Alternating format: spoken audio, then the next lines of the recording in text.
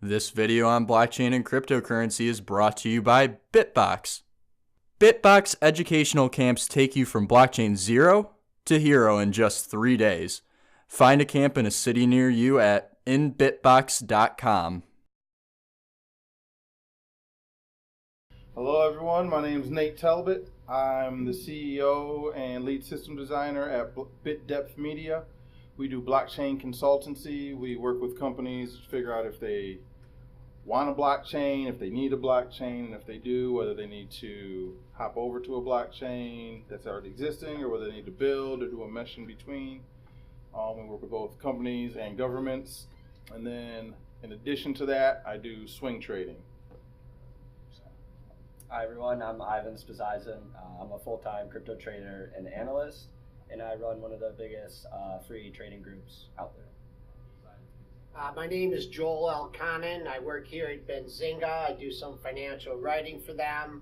I also host a morning pre-market show that focuses on all the markets, cryptocurrencies as well.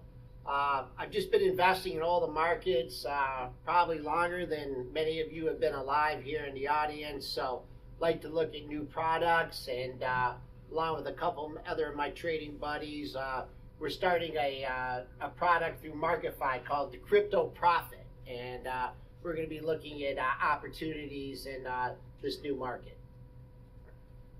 I'm Kinnard. You guys know me already. I'm the founder of BitBox, and what I try to get people to understand and get to click for them is that blockchain is a rights movement and not just an investment opportunity. So I think we're gonna go ahead with some questions. I guess first question is probably what got you into crypto trading and sort of what do you like most about it?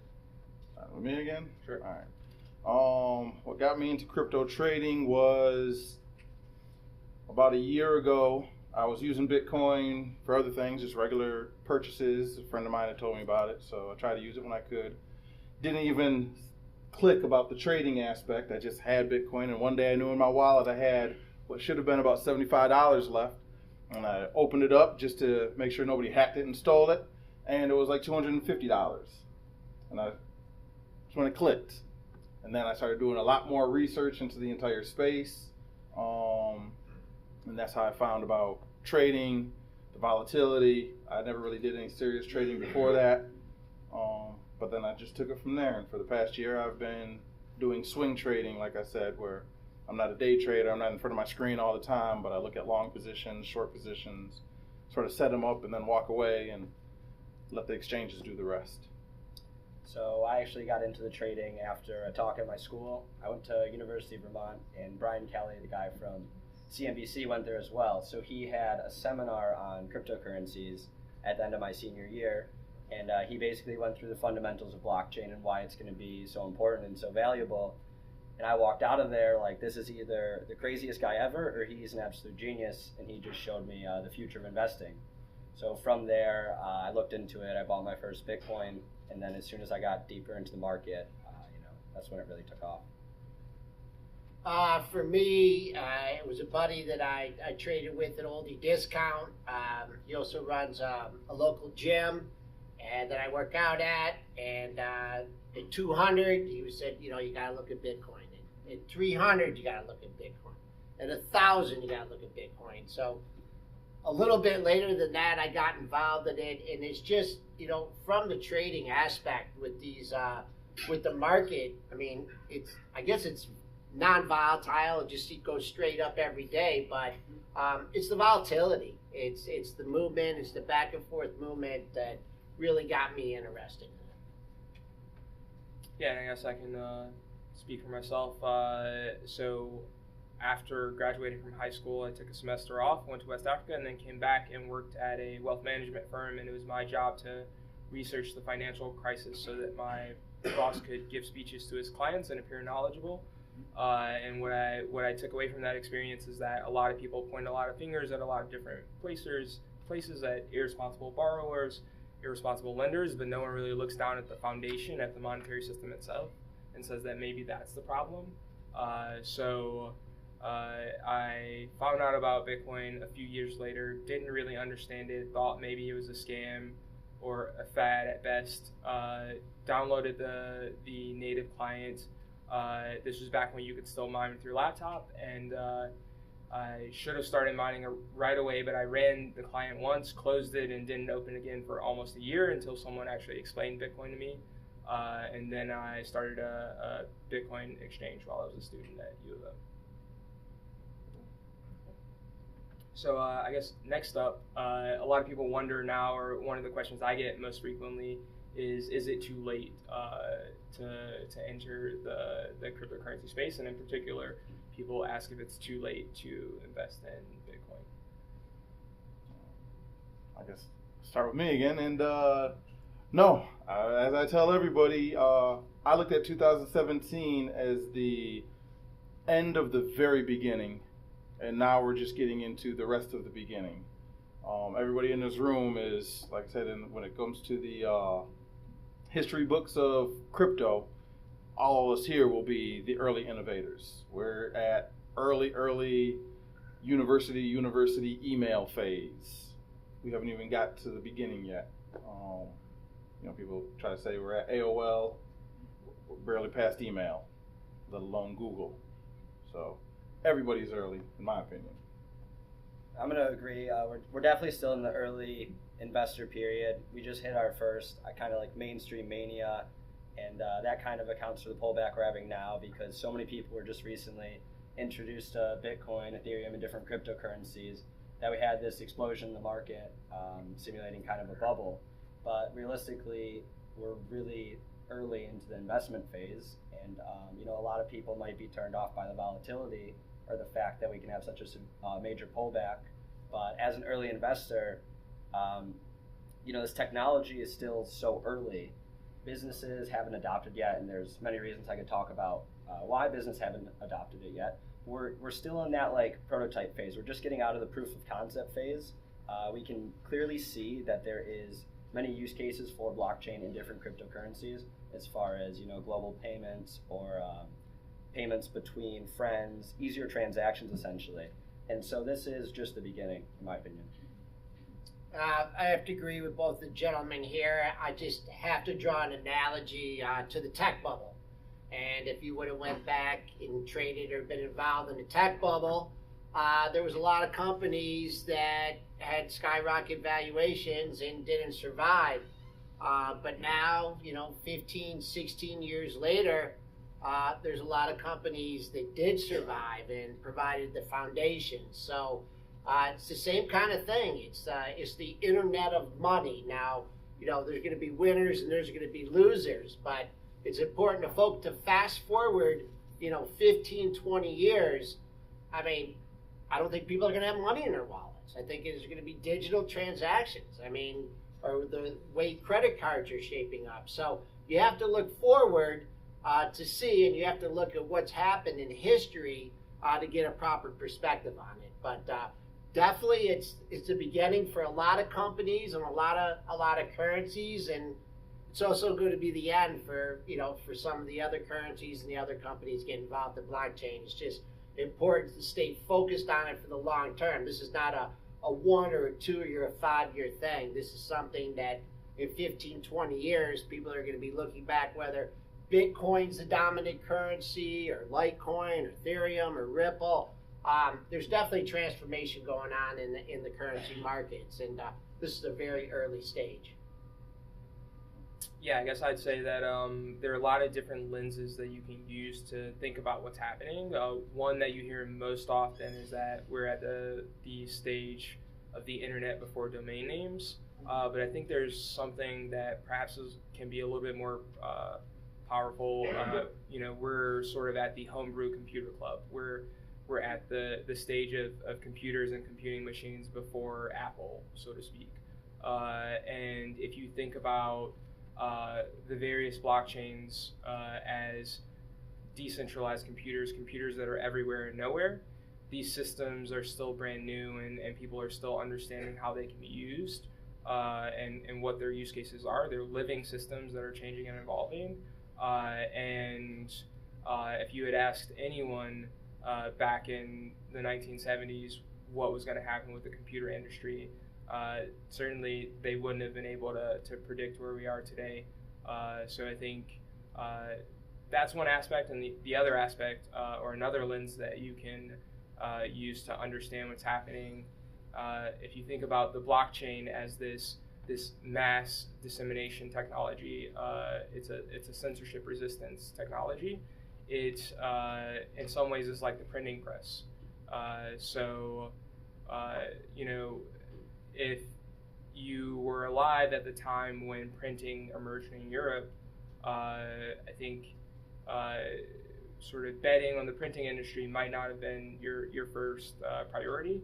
So in the same sense, I think for people who are wondering about whether they should invest in Bitcoin or not, I think their first priority should be education and understanding what's happening and why it's happening.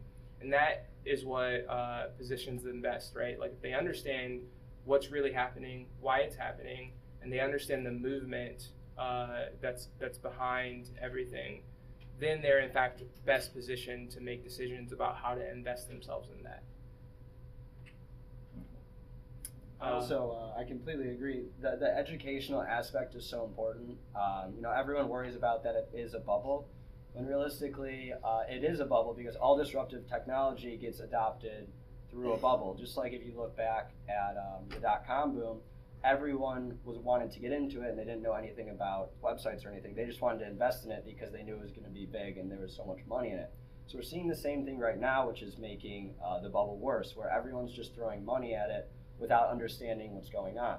And so a lot of these new investors get scared off really quickly when they throw money at it and it drops 40% because they think I can get rich overnight by trading Bitcoin and trading other cryptocurrencies, when realistically the adoption period is like 10 to 15 years out because it's going to take so much for businesses to start backing cryptocurrencies. So the big problem with the bubble is no one wants to get educated, and there's not enough educational resources for blockchain right now. So next question, I'm curious for each of you guys, what cryptocurrency are you guys most excited about and why? Individually, I don't put my stakes in one because it's too early. And so, the market moves in cycles, and in certain cycles, at these down cycles, I've already done my planning on what I look for. So last year, especially at the end of last year over the summer, it was utility. You had to have a token that was either at market or close to market for, having a real product, and it had to have a real world use case, not just beer coin, which sounds good, but I can use Bitcoin for beer coin, right? This year, or at this phase of the year, my main focus is on platforms and decentralized exchanges. And platforms being any of them from EOS, Ethereum, potentially Neo, anything where you can build, because I feel like with any booming new technology, the first innovators aren't the consumers, it's the businesses. And that's what's going to be built, a B2B structure. So that's where my money's at. I agree. It's difficult to say one coin, but two things I'm looking at are platforms and protocols. And if I was going to have to pick one project that I think will be most successful this year, it's Aeon. And what Aeon is, it's a new blockchain, and it allows blockchains to interact with each other that wouldn't be able to. So, for example, the Bitcoin blockchain will be able to interact with the Ethereum blockchain, the Neo blockchain, and any other blockchain through these things called smart bridges. And so, in order for cryptocurrency to scale, all these blockchains they're going to have to be able to communicate with each other. And so Aeon, in my opinion, is the best solution to blockchain interoperability. For me, it's Bitcoin because that's the one that I've been involved with and I've invested in. But the other thing that I'm looking at, and I think it's kind of a perspective that we put on the markets too, is I like to look at like the market capitalization. And right now, Bitcoin is the leader. At one point, Ethereum was 2, Ripple was 3, Ripple's moved up. I think it's important, to follow, the market capitalizations and the arbitrage opportunities, because there's going to be flow. There's going to be money in and out of these currencies, going to, one that's number 10 right now, may emerge to be the top currency. So for me, it's looking at, the arbitrage opportunities. You can use Bitcoin to purchase other currencies. But to me, I mean, the cream's going to rise to the top. And right now, it's Bitcoin. But, I like to follow, the top currencies, look at the changes in the market capitalization. And besides just trading them outright, long or short, it's creating an arbitrage market, especially with the different exchanges. So I think there's a lot of opportunity there with just flat out, making purchases, long, short, arbitrage, changes in market capitalization. I think to sort of cheat my own question, I think I'm most excited about the movement, and I think whichever cryptocurrency can be the best tool for the movement, that's the one that I would side with and I would bet on and invest in. And that being the case, I think network effects being what they are, one of the things we try to get people to understand is how network effects work and how they play out and how that plays into understanding everything that's happening. Network effects being what they are, I think most likely Bitcoin is the cryptocurrency that will benefit from the network advantage. And the thing to keep in mind, though, is that these are software-based systems. They're living systems. They can change and evolve. The first time that we taught our workshop, one of the things that we told people was that Bitcoin doesn't have a high-level language built on top of it, and that's one of the advantages of Ethereum. The very next week, a high-level language came out that was built on top of Bitcoin script. So things are moving very quickly and evolving very quickly. So I think I'm going to have to say Bitcoin. Well, I'm going to re-qualify my answer, where I stay with my stance. But as far as my strategy, as a trading strategy, it's always about accumulating more Bitcoin, right? Because every reason you just said, it's the market leader, and if you're doing any kind of trading, unless you're just buying something to hold it for 5 years because you think that's going to be a moving platform, it's about getting more Bitcoin. As Bitcoin goes up, you look at all the altcoins. Bitcoin goes up, altcoins go down. Bitcoin goes down, altcoins go down. Only when Bitcoin goes sideways for a few days, weeks, is when you see those big booms in altcoins. And this last cycle was no different. Ethereum is testing being able to stand on its own 2 legs. But right now, it's all of my trades. It's about accumulating free coins I believe in and taking that profit and putting it into a Bitcoin, maybe an Ethereum, platforms that are, definitely long lasting. Yeah, I guess I'd also say a lot of people accuse me of being a maximalist. I'm not a maximalist. For those of you who know what that is, I think the experiments that are happening are important, and that what I expect though is that in many ways Bitcoin will benefit from the ecosystem learning, and because of that, it will end up being the dominant cryptocurrency. There are different possibilities. There's a possibility that there are different apex species in different ecosystems, right? Lions are the apex species on land, and sharks are the apex species in the ocean.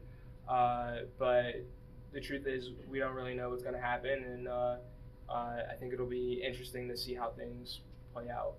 I think when you stop looking at Bitcoin is when you can go to majority of exchanges, and Bitcoin, your coin, isn't the optimal trading pair. Because as long as you got to buy Bitcoin to buy other coins, it keeps Bitcoins going up. Or sell Bitcoin to buy other coins. Yeah. As long as you have to sell. I mean, for me too, it's about tangible value and usefulness. So what currency is it going to be Bitcoin in your wallet, or what's going to become the most acceptable with financial institutions? I mean, that's the thing. It has to have, first of all, you have to find a way to fundamentally value it, which I haven't yet. And secondly, being put into use. Different companies are making use of it, but it has to be a method of transaction, universally accepted. So right now, Bitcoin, is the leader, but other, currencies, emerge, and that's why if you follow the market caps of them, you can see the ebb and the flow. You definitely can't underestimate that market cap. Price. If you're looking at price, you're looking at the wrong. I don't care how much it is. If it's a $1 million coin or if it's a 0.0006 coin. It's about the market cap. People look at Ripple was a perfect example. Ripple's so cheap. Ripple is probably one of the most expensive coins on the market, even when it was at 20 cents. Compared to its supply. That just goes back to the whole education thing. So everyone was buying Ripple because they said it's 20 cents, it's going to go to $1. When realistically, the price in US dollars doesn't matter at all because every coin can have a unique supply. So something like Ripple has billions of coins. So when it was at 20 cents, it had like a 30 or 40 billion dollar market cap already. Or I'm sorry, about a 5 to 10 billion dollar market cap. So as people kept buying it because they thought it could go to $1 or $2, it became over $100 billion in value. And if you guys know what Ripple is, it's trying to replace Swift bank transactions so banks can have faster transactions. And if it was going to do that, that would be 10 to 15 years, maybe 20 years down the road. And so by people not understanding the monetary value of it in terms of market cap rather than US price, it created this huge bubble in Ripple. And they were saying on TV, buy Ripple, buy Ripple, buy Ripple. And it was at this really extreme price. And now you see on TV, Ripple down 60% in 3 days. It's like a guy in the street could have told you Ripple was going down 60% in the next couple of weeks. Mm-hmm. Yeah. Just one other thing I want to bring in, and I don't know if this is the right time talking about it fundamentally, but you have a new generation of investors that are very skeptical of the stock market. And in order to open up a brokerage account, it's not easy. There's a lot of, bells and whistles and regulatory things that you have to go through, and a lot of people don't want to do that. They don't want to have that kind of, regulatory. But that's not the same, with the currencies. I'm not saying whether it's good or bad, but I'm just saying the barriers to entry. You got a whole new generation of people that's parents grew up during the financial crisis, and they're like, never own stocks, never own bonds, what are you doing? And they grew up with this mindset. So you have a whole new generation, coming through that, it's way too easy to open up a Coinbase account. As we all know here, other digital wallets. But that's one thing you have to look at is like the population, the education of the population, and where they want to invest and where they want to put their money. And stock market for a lot of them, growing up in the generations that they did, going through a couple different financial crises, they're like, the hell with the stock market. And this is a whole new way for people to invest in, gain appreciation in their assets. And I can speak on that as well. I'm personally 22, but I'd say 90% of the people that I trade with are under 30, and none of them have any interest in the stock market because it is really difficult to open an account. Whereas you can open an account on some of these exchanges with just your email, and you get that privacy, and you're not giving them your social security number, upgrading your ID and everything. It's really easy, and you can quickly do it. And as we all know, the younger generations have a lot less patience than the older generations, and all these transactions are instant when you're on these exchanges. Whereas if I'm making a trade on Scottrade, you have to wait 3 days for it to settle. And that alone is driving the younger generations crazy into different types of investments. Sort of on that note, I think part of what drives the interest of a lot of younger people in this technology, and certainly was a part of the motivations for its creation, was that it is in fact permissionless and that anyone can participate, and that it's sort of built to remove the gatekeepers, and its success in that endeavor is something that hasn't quite yet played out. But on that note, I'm curious, what do you guys think of the decentralized exchanges and how that's gonna play into everything that's happening? So I personally think we're going to see a huge increase in volume in decentralized exchanges this year, but I don't think they'll ever overtake a centralized exchange. if you guys don't know, a decentralized exchange would act more as a peer-to-peer exchange, rather where a centralized exchange is like Coinbase or Bittrex, where there's actually a company and like some sort of central authority allowing you to trade and keeping everything on track. And so with more and more regulation coming out, there's a lot of people looking to decentralized exchanges, which would allow you to pretty much do a peer-to-peer exchange without knowing the person, without talking to the person. It would be an instant transaction with someone online, and it gets rid of any authority. I don't know that they'll never overtake the centralized exchanges. It won't be this year, but I definitely think this is going to be the year where you're going to see the first of that crop, the first of the companies that can compete with the Binances and maybe even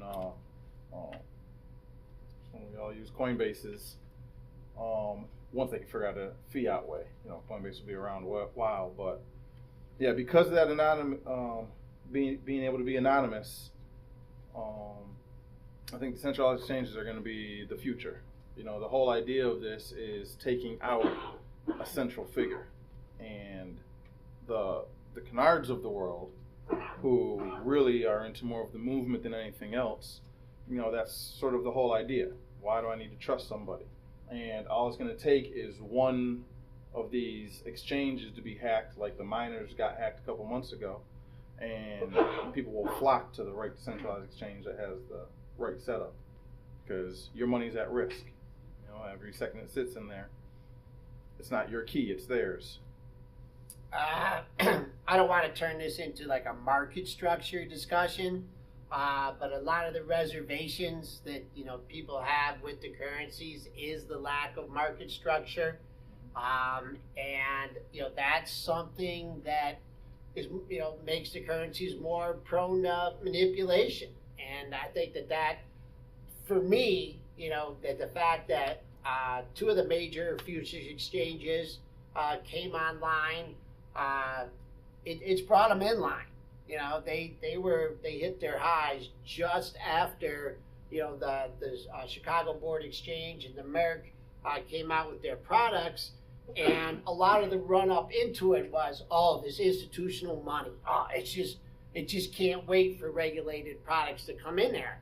And the reason I sold some of my Bitcoin before that, I'm like, the big money's coming in, and they're not coming in to buy it. They're going to come in, and they really brought it in. So I think at this juncture, the institutional money is betting against it, and is on the short side, and it has really brought it in line. Now, is there a point where it's become a totally new asset class, and the institutions are going to have it as X amount of their portfolio?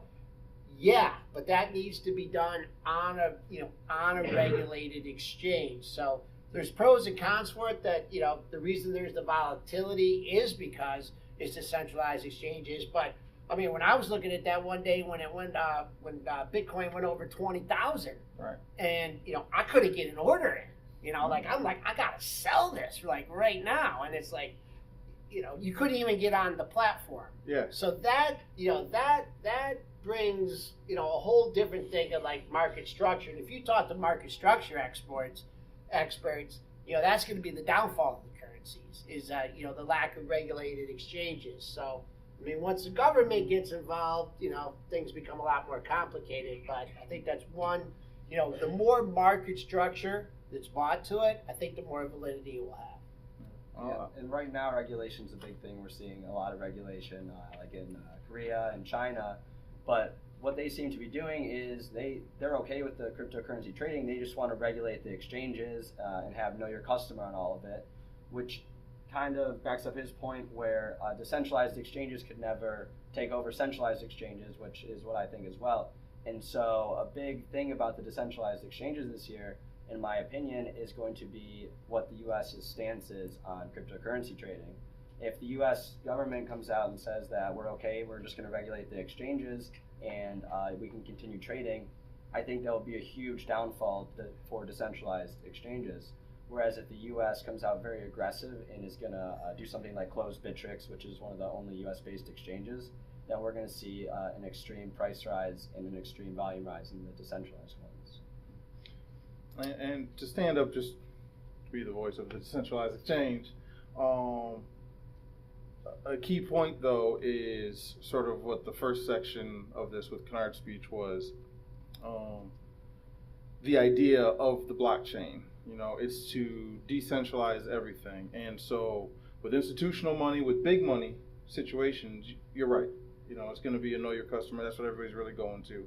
I don't think anybody's going to necessarily ban exchanges. They all just want their piece. But this is a fundamental change in everything. It's not just a new technology that companies or anybody can use. It's an actual paradigm shift on how the world is run. And once that happens, the thing about any of the exchanges, decentralized or non-decentralized, is prove it, enforce it. You can regulate all you want to. When the China ban happened, when they got rid of the ICOs, people started selling off. I started buying because that's the idea. Read the white paper. The idea is no government can ban it. They can scare you into compliance. A lot of countries have very good methods to scare you into compliance. But if you can resist that, then there's no stopping you. They can't regulate regular fiat. They can't enforce the rules on regular fiat. A lot of times, the IRS, most people get away with cheating. They don't have the manpower. So until they're ready to put an armed guard at everybody's computer who's interested in doing it, they can't stop. It's going to change how they collect taxes. They're trying to put too much of the old school institutional mindset into this platform, just like when they did with the internet. Oh, it's like a new fax. And, all right, believe that if you want to. And it fundamentally changed not just how they ran business, it changed business. And I think this is that platform. And again, so I think 2018 is not going to be the year you see a decentralized exchange overcome any central, and probably not 2018. Remember, we're super early into all this. But eventually, governments, regulators, businesses, they're going to have to change the way they look at everything. And so the old school models won't apply to the new school models. Yeah. So I think that's accurate, and there are a lot of challenges and surprises with everything that's happening. But using one of the most powerful lenses, if we think about the printing press, why didn't Martin Luther get burned like some of the other reformers? It was because he was able to leverage the printing industry in Wittenberg, and because of that, his message was able to be widely disseminated, such that he could build mass support, such that it would have been infeasible to attack him and the movement that built up around him. Definitely looking back at the history of Bitcoin, a lot of people think that this just happened overnight, but in fact, there was a 20-year effort to build cryptocurrency, and everyone who said that it was impossible to do this was right for 20 years. So I think we're seeing a sort of rhyme pattern with each of the subsequent component technologies. Decentralized exchanges are one of them. We're seeing a rhyme pattern